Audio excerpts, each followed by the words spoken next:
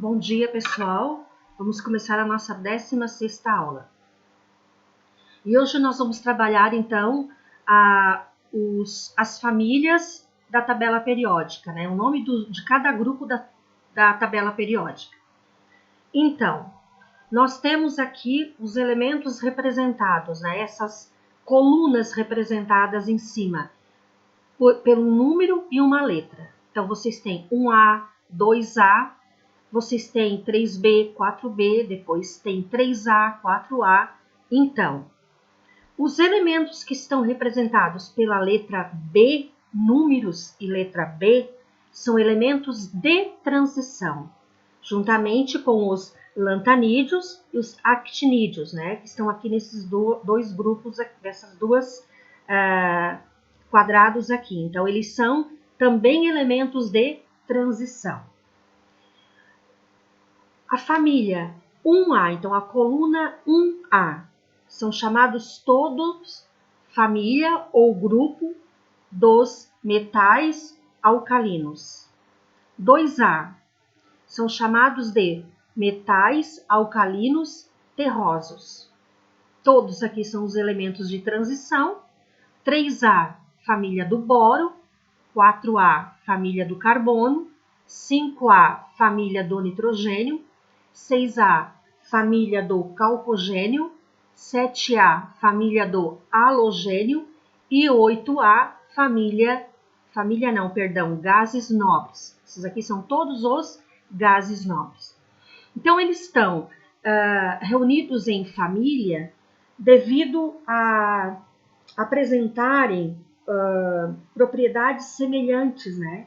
E geralmente eles têm o mesmo número de elétrons na última camada, tá? Por isso que eles estão, então, reunidos em grupos ou famílias.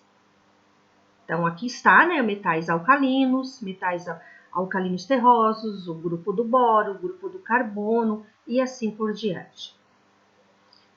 Os elementos de transição, que é esses que estão aqui em roxo, né, são todos eles elementos de transição, que lá no ensino médio vocês vão realmente estudar o porquê que eles são elementos de transição, né?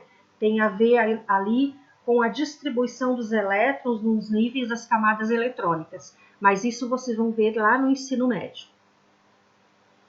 E, dependendo da propriedade, da característica, esses elementos eles são classificados em metais, não metais, gases nobres e hidrogênio. Então, aqui vocês têm o que está em verde é o hidrogênio, tudo em azul são metais, amarelo não metais, e aqui em laranja os gases nobres. Então, quais são as características dos metais? Condutibilidade, eles conduzem muito bem eletricidade e calor, né? Olha a panela de ferro, são produzidos por metais, porque conduzem muito bem calor. Ductilidade, porque podem ser transformados em fios, e maleabilidade, porque podem ser transformados em lâminas, né? Os não metais, então os não metais, eles são maus condutores de calor e eletricidade, então eles não conduzem bem, apresentam uma aparência opaca. Então coloquei aqui algumas utilidades dos não metais. O níquel, usado na produção de moeda, né, mas em muitas outras coisas, porque ele é bastante resistente à oxidação e à corrosão, então eles não enferrujam, e ele é mais duro que o ferro também, daí utilizado na produção de moeda. O nióbio tem muitas utilidades, mas, por exemplo, na produção, né, daquela máquina de ressonância magnética. O nióbio, ele é utilizado nas ligas de ferro, por exemplo, e ele é tão poderoso que é utilizado 100 gramas de nióbio para 1 tonelada de ferro, criando aços extremamente resistentes para as construções civis. O Brasil, 98% de toda a reserva global de nióbio está no Brasil. E 90% de todo nióbio extraído e comercializado também é do Brasil. Infelizmente, esse nióbio ele é vendido a outros países a preços irrisórios.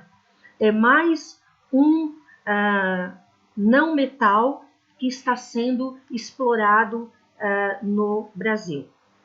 O titânio, a aplicação principalmente em implantes e prótese, porque ele é um metal leve e ele é resistente, né, tão resistente quanto o aço, e também ele é resistente à corrosão. Os gases nobres. Os gases nobres, já está dizendo, são gases que vivem isolados na natureza, né? Então eles não se misturam com nenhum outro elemento. O gás hélio é utilizado, por exemplo, nos balões. O gás argônio nas lâmpadas, né?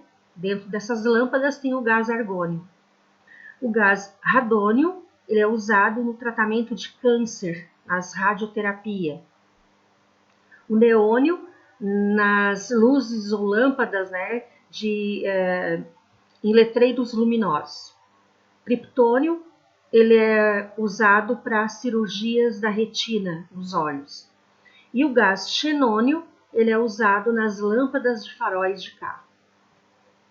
Bom, o hidrogênio, então, ele é um gás inflamável, então ele pega fogo, ele não tem cor, ele não tem cheiro e ele não se mistura em água. O hidrogênio é utilizado em combustível de foguete, na produção do ácido sulfúrico, que é um líquido viscoso, incolor, e o ácido sulfúrico é solúvel em água, então ele se mistura na água.